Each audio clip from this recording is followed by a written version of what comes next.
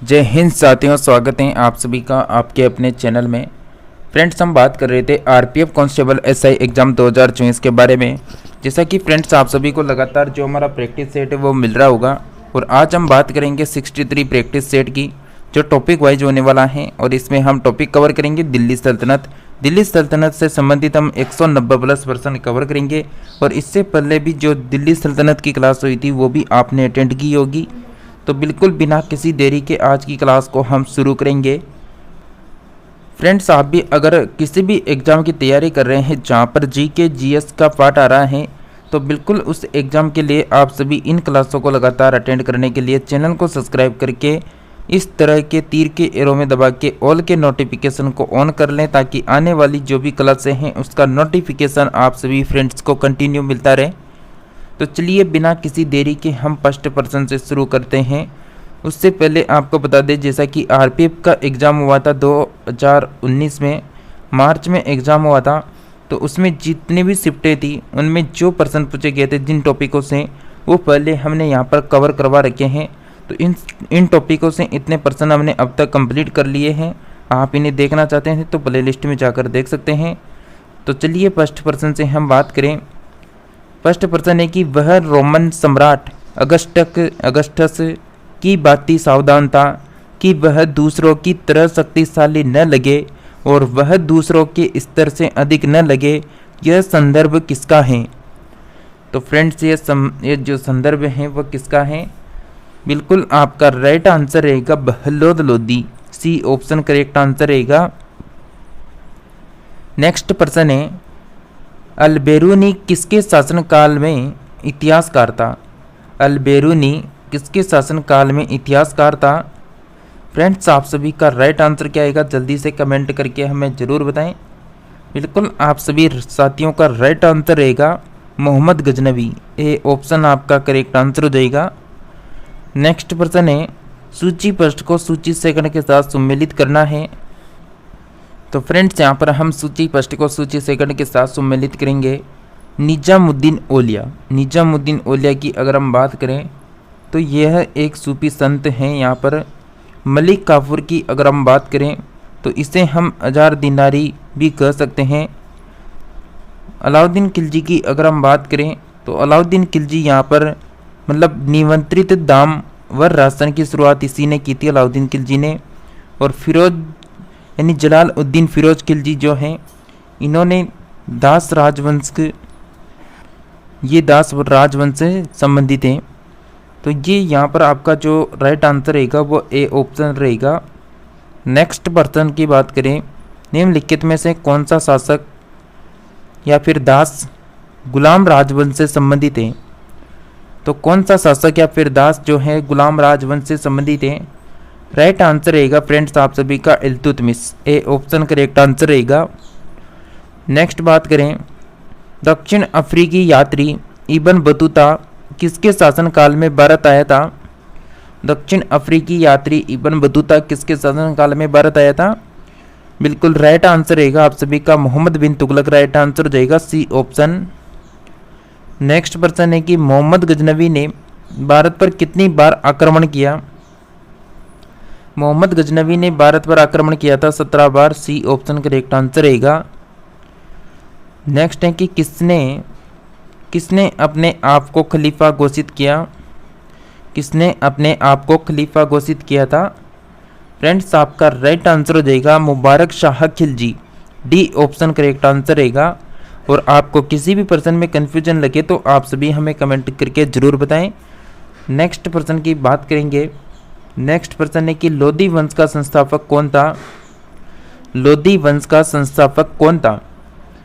प्यारे साथियों, आप सभी का राइट आंसर रहेगा बहलोद लोधी, यहाँ पर लोधी वंश का संस्थापक हुआ था, सी ऑप्शन हमारा करेक्ट आंसर हो जाएगा।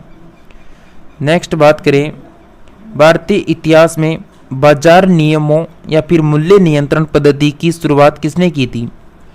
भारतीय इतिहास में बाजार नियमों या फिर मूल्य नियंत्रण पद्धति की शुरुआत किसने की थी? राइट आंसर रहेगा हमारा Alauddin Khilji, D option correct answer रहेगा। नेक्स्ट पर्सन है कि राज्य संबंधों में उलेमा के दखल का विरोध किस सुल्तान ने किया था? राज्य संबंधों में उल्लेमा के दखल का विरोध किसने किया था? राइट आंसर रहेगा अलाउद्दीन खिलजी ने। बी ऑप्शन करेक्ट आंसर रहेगा। नेक्स्ट है अल-बेरूनी द्वारा रचित पुस्तक किताब उल हिंद या फिर तारिक उल हिंद में किन विषयों की समीक्षा की गई है? अल-बेरूनी द्वारा रचित किताब उल हिंद या फिर तारिक उल हिंद में किन विषयों की समीक्षा हुई है बताइए। बिल्कुल, भारतीय गणित की, भारतीय इतिहास की, भूगोल की, खगोल विज्ञान और दर्शन, इनमें से सभी की यहाँ पर समीक्षा की गई है। डी ऑप्शन हमारा राइट आंसर रहेगा। चलिए नेक्स्ट प्रश्न है अल-बेरूनी का पूरा नाम क्या था? तो अल-बेरूनी का पूरा नाम था, तो अल-बेरूनी का पूरा नाम बताना है। बिल्कुल, आप सभी का राइट आंसर रहेगा अबू रेहान मोहम्मद, यहाँ पर करेक्ट आंसर हो जाएगा ए ऑप्शन।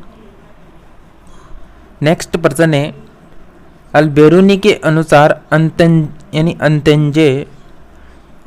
अल-बेरूनी के अनुसार अंत्यंज मतलब चतुर्वर्ग के नीचे का वर्ग, जिसे यहाँ पर अंत्यंज कहा गया है, उसमें शामिल थे।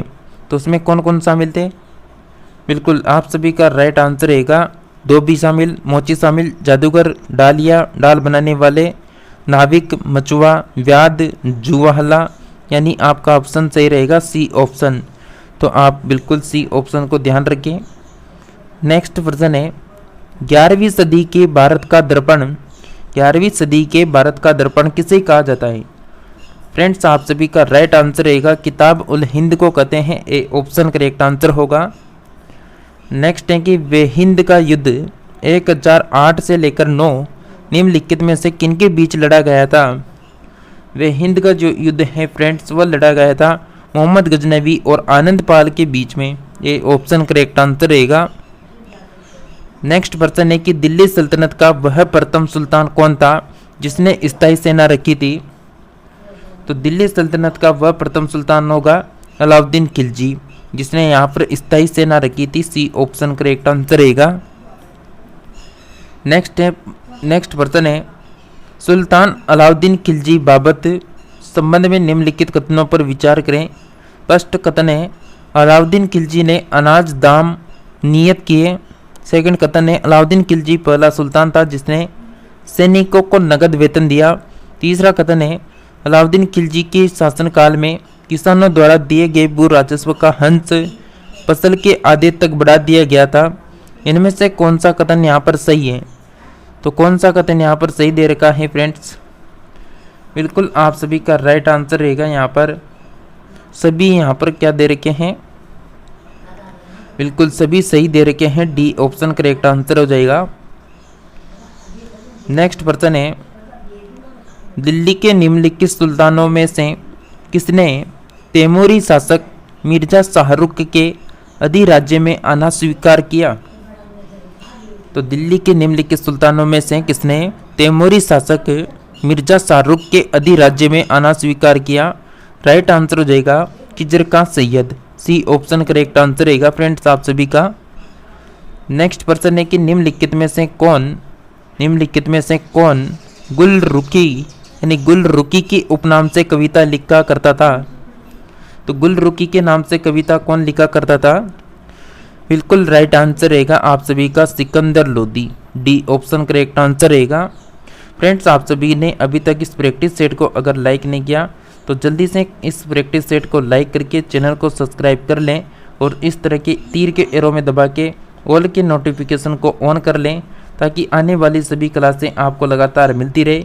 साथ ही इस क्लास को आपके जो भी फ्रेंड्स हैं जो आरपीएफ एग्जाम की तैयारी कर रहे हैं उनको शेयर करें ताकि वह भी इस क्लास को अटेंड कर सके। साथ ही जो भी इस चैनल में न्यू लेटेस्ट वैकेंसी आएगी, न्यू लेटेस्ट रिजल्ट हो, कट ऑफ हो, उन सभी की जानकारी भी आपको यहाँ पर उपलब्ध करवाई जाएगी। तो आप सभी बिल्कुल कंटिन्यू यहाँ पर बने रहें।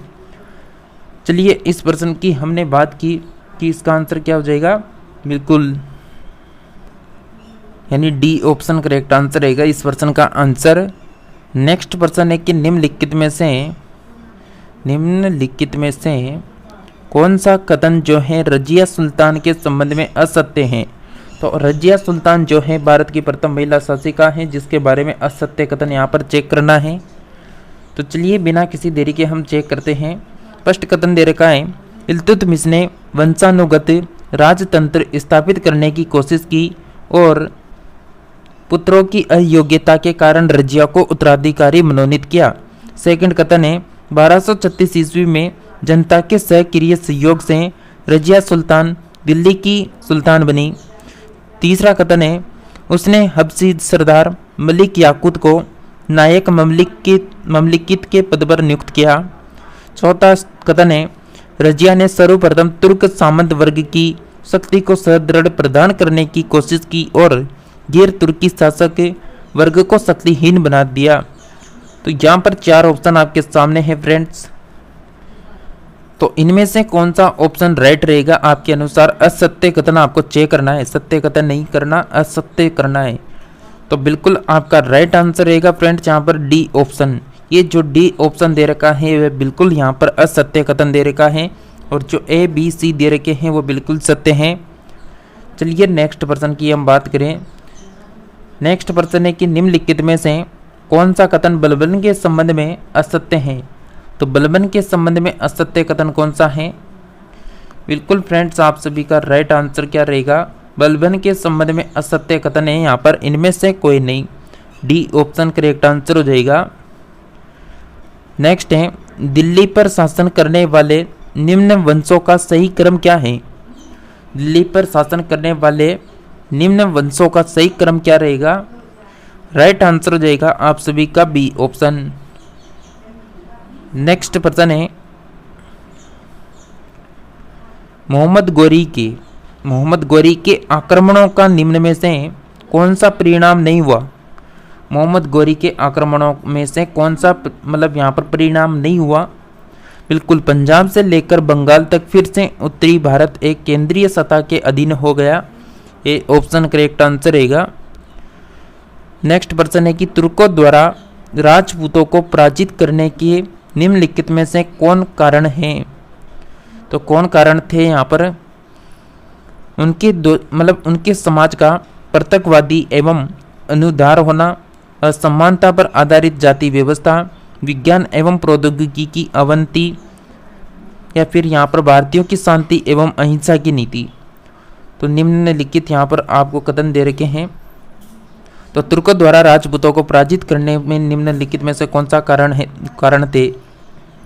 तो कारण थे यहाँ पर बिल्कुल आपका राइट आंसर रहेगा ऑप्शन नंबर सी, 1 2 3 जो कथन दे रखे हैं यहाँ पर वह बिल्कुल यहाँ पर पराजित करने के जो यानी कथन दे रखे हैं वो यहाँ पर 1 2 3 रहेंगे। चलिए नेक्स्ट प्रश्न है आपका, गुलाम वंश के आरंभिक शासकों का निम्न में से कौन सा सही अनुक्रम है? कुतुबुद्दीन ऐबक है, इल्तुतमिश है, रजिया सुल्तान है, आराम शाह है। तो कौन सा यहाँ पर अनुक्रम यहाँ पर मतलब सही दे रखा है? फ्रेंड्स आप सभी का राइट आंसर रहेगा ऑप्शन नंबर बी। पहले आएगा कुतुबुद्दीन ऐबक, फिर आएगा आराम शाह, फिर आएगा यहाँ पर इल्तुतमिश, फिर आएगी रजिया सुल्तान। नेक्स्ट प्रश्न है, अलाई दरवाजा निम्नलिखित में से किसका मुख्य द्वार है? अलाई दरवाजा निम्नलिखित में से किसका मुख्य द्वार है? राइट आंसर रहेगा फ्रेंड्स कुतुब जो मीनार है उसका यहाँ पर बिल्कुल मुख्य दरवाजा जो है उसको अलाई दरवाजा के नाम से जानते हैं। नेक्स्ट प्रश्न है, सूची फर्स्ट को सूची सेकंड के साथ यहाँ पर सुमेलित करना है। तो फ्रेंड्स यहाँ पर आपको सूची फर्स्ट को सूची सेकंड के साथ सम्मिलित करना है। फर्स्ट कथन दे रखा है यहाँ पर सूची फर्स्ट में, हिंदुओं द्वारा दिया जाने वाला भूमि कर। तो हिंदुओं के द्वारा दिया जाने वाला जो भूमि कर था वो यहाँ पर कहलाता था खराज, यानी यहाँ पर आपका जो ए ऑप्शन रहेगा वो दो से जाकर मिल जाएगा। युद्ध की लूट का 1/5 भाग, युद्ध की लूट का 1/5 भाग जो है वो यहाँ पर खुम्स कहलाएगा। मुस्लिमों द्वारा दिया जाने वाला जो भूमि कर था वो यहाँ पर उसर कहलाएगा और मुस्लिमों पर लगने वाला जो आर्थिक कर था वो यहाँ पर ज़कात हो जाएगा। तो आपका ए ऑप्शन यहाँ पर करेक्ट आंसर रहेगा। नेक्स्ट प्रश्न की अगर हम बात करें, नेक्स्ट प्रश्न दे रखा है आप सभी को, इब्राहिम लोदी के बारे में निम्नलिखित में से क्या सत्य नहीं है? तो इब्राहिम लोदी के बारे में कौन सा यहाँ पर कथन दे रखा है जो सत्य नहीं है? कौन सा ऑप्शन दे रखा है? बिल्कुल आप सभी का राइट आंसर रहेगा महान निर्माता एवं कला का पुजारी। सी ऑप्शन करेक्ट आंसर रहेगा यहाँ पर, जो सत्य नहीं है। नेक्स्ट पर्सन की अगर हम बात करें, नेक्स्ट पर्सन है कि हमीर खुसरो के संबंध में निम्न में से कौन से कथन सत्य हैं? फर्स्ट कथन दे रखा है, वे सूफी संत शेख निजामुद्दीन औलिया के शिष्य थे। वे निजामुद्दीन फिरोज खिलजी के दरबारी कवि थे। उन्होंने भारतीय वाद्य यंत्र वीणा एवं ईरानी वाद्य यंत्र तंबूरी के मिश्रण से सितार का आविष्कार किया। उन्होंने ख्याल गायकी का आविष्कार किया। तो फ्रेंड्स आप सभी को यहाँ पर अमीर खुसरो के संबंध में निम्नलिखित जो कथन दे रखे हैं उनमें से सत्य कथन आपको चेक करना है। तो राइट आंसर रहेगा फ्रेंड्स आप सभी का 1, 2, 3, 4 जो कथन दे रखे हैं वो बिल्कुल यहाँ पर सत्य हैं। नेक्स्ट है कि दिल्ली सल्तनत के पतन के लिए निम्न में से कौन से कारण उत्तरदायी थे? दुर्बल प्रशासन, तैमूर का आक्रमण, अधिग्रहण की स्पष्ट नीति का अभाव या फिर मिश्रित संस्कृति का उदय। राइट आंसर रहेगा 1, 2 एवं 3, ये ऑप्शन करेक्ट आंसर हो जाएगा। नेक्स्ट है कि निम्नलिखित में से किसका आक्रमण भारत पर किया गया द्वितीय तुर्क आक्रमण था? तो द्वितीय तुर्क आक्रमण था बिल्कुल मोहम्मद गोरी, आपका राइट आंसर रहेगा यहाँ पर बी ऑप्शन। नेक्स्ट है कि मोहम्मद गोरी किस वंश का था? तो मोहम्मद गोरी किस वंश का था फ्रेंड्स? यहाँ पर राइट आंसर रहेगा आप सभी का सस्वनी, यहाँ पर राइट आंसर हो जाएगा बी ऑप्शन। नेक्स्ट है मोहम्मद गोरी को किस अन्य नाम से भी जाना जाता है? फ्रेंड्स आप इस क्लास को जल्दी से शेयर कर दें। जितने भी स्टूडेंट इस क्लास को अटेंड कर रहे हैं वो जल्दी से क्लास को शेयर करें। जो भी आपके भाई बहन हैं, जो भी आपके फ्रेंड्स हैं जो आरपीएफ एग्जाम की तैयारी कर रहे हैं और जीके जीएस का पार्ट पढ़ना चाहते हैं उनको जल्दी से शेयर कर दें। जितने भी पर्सन होंगे, आपको 2 क्लासें मिलती हैं 10 बजे 4 बजे, तो वो सभी सिलेक्टेड पर्सन हैं और बहुत जल्द आपको डेली करंट अफेयर्स भी करवाई जाएगी। बिल्कुल आप सभी का राइट आंसर क्या रहेगा यहाँ पर फ्रेंड्स? बिल्कुल इनमें से सभी राइट आंसर हो जाएगा। आप सभी का डी ऑप्शन करेक्ट आंसर रहेगा। नेक्स्ट बात करें कि मोहम्मद गोरी ने 1175 ईस्वी में भारत पर पहला आक्रमण किस राज्य के खिलाफ किया था? तो मोहम्मद गोरी ने 1175 में भारत पर जो पहला आक्रमण किया था वो किया था बिल्कुल कौन से राज्य के खिलाफ किया था? बिल्कुल मुल्तान करमांती शासक, यानी मुल्तान में कौन थे? करमांती शासक थे, तो मुल्तान के खिलाफ किया था। यहाँ पर option number A right answer रहेगा। नेक्स्ट पर्सन है, भारत का वह पहला शासक कौन था जिसने मोहम्मद गोरी को पराजित किया था? तो कौन होगा यहाँ पर भारत का पहला शासक जिसने मोहम्मद गोरी को पराजित किया था? फ्रेंड्स आप सभी का राइट आंसर रहेगा यहाँ पर सोलंकी शासक भीम सेकंड, यहाँ पर करेक्ट आंसर हो जाएगा ए ऑप्शन। नेक्स्ट है, मोहम्मद गोरी एवं पृथ्वीराज चौहान के बीच में विवाद के मूल में था, मतलब जो यहाँ पर विवाद हुआ था उसके मूल में यहाँ पर कौन सा यहाँ पर कह सकते हैं कौन सी रियासत थी? राइट आंसर रहेगा आप सभी का बठिंडा, जिसे ताबर हिंद के नाम से भी जानते थे, तो बठिंडा यहाँ पर बीच में था। नेक्स्ट पर्सन की बात करें, मोहम्मद गोरी का सर्वाधिक महत्वपूर्ण भारतीय आक्रमण था। मोहम्मद गोरी का सर्वाधिक महत्वपूर्ण भारतीय आक्रमण कौन सा था? बिल्कुल तराइन का जो द्वितीय युद्ध हुआ था, यहाँ पर राइट आंसर रहेगा आप सभी का सी ऑप्शन। नेक्स्ट बात करें कि मोहम्मद गोरी एवं कन्नौज के राजा जयचंद के मध्य 1194 ईस्वी में हुआ युद्ध किस नाम से प्रसिद्ध है? तो मोहम्मद गोरी और कन्नौज के जो राजा थे जयचंद, उनके बीच में 1194 में जो युद्ध हुआ था उसको किस नाम से जानेंगे? बिल्कुल चंदावर का युद्ध राइट आंसर रहेगा आप सभी का सी ऑप्शन। नेक्स्ट पर्सन है, मोहम्मद गोरी का अंतिम आक्रमण किसके विरुद्ध हुआ था? मोहम्मद गोरी का जो आक्रमण है वह किसके विरुद्ध हुआ था? बिल्कुल पंजाब के खोखर, यहाँ पर राइट आंसर रहेगा फ्रेंड्स आप सभी का डी ऑप्शन। नेक्स्ट बात करें, तराइन का द्वितीय युद्ध ऐसा निर्णायक युद्ध समझना चाहिए जिसने भारत पर मुस्लिमों की आधारभूत सफलता निश्चित कर दिया। बाद में होने वाले आक्रमण इसके परिणाम मात्र थे। ये किसका कथन है? तो फ्रेंड्स आपको बताना है कि यह जो कथन है वह किसका कथन है। एक बार आप फिर से प्रश्न को पढ़ सकते हैं कि यह किसका कथन है कि तराइन का जो द्वितीय युद्ध हुआ था ऐसा निर्णायक युद्ध समझना चाहिए जिसने भारत पर मुस्लिमों की जो आधारभूत सफलता है वह निश्चित कर दी और बाद में होने वाले आक्रमण इसके परिणाम मात्र थे। तो आप सभी का राइट आंसर रहेगा यहाँ पर V.A. स्मिथ, यहाँ पर करेक्ट आंसर हो जाएगा ए ऑप्शन। तो फ्रेंड्स हमने लगभग 14 प्रश्नों को कवर किया। आपने इन 14 में से कितने प्रश्नों को राइट किया आप सभी जरूर बताएं। साथ ही आप सभी को बता दें, अगर आप भी आरपीएफ एग्जाम की तैयारी कर रहे हैं या फिर अदर कोई से भी एग्जाम की तैयारी करें जहां पर जीके का पार्ट है, जीएस का पार्ट है, करंट अफेयर्स आ रहा है, तो यहाँ पर आप बिल्कुल उन सभी एग्जाम के लिए इस क्लास को अटेंड कर सकते हैं। तो फ्रेंड्स अगर कंटिन्यू क्लास करना चाहते हैं तो चैनल को सब्सक्राइब करके बेल आइकन के ऑप्शन को ऑल में सेलेक्ट रखें ताकि आने वाली जो भी क्लासें हैं उसका नोटिफिकेशन आप सभी को कंटिन्यू मिलता रहे। तो इसी के साथ हम नेक्स्ट क्लास में मिलेंगे, तब तक के लिए आप सभी बने रहिए।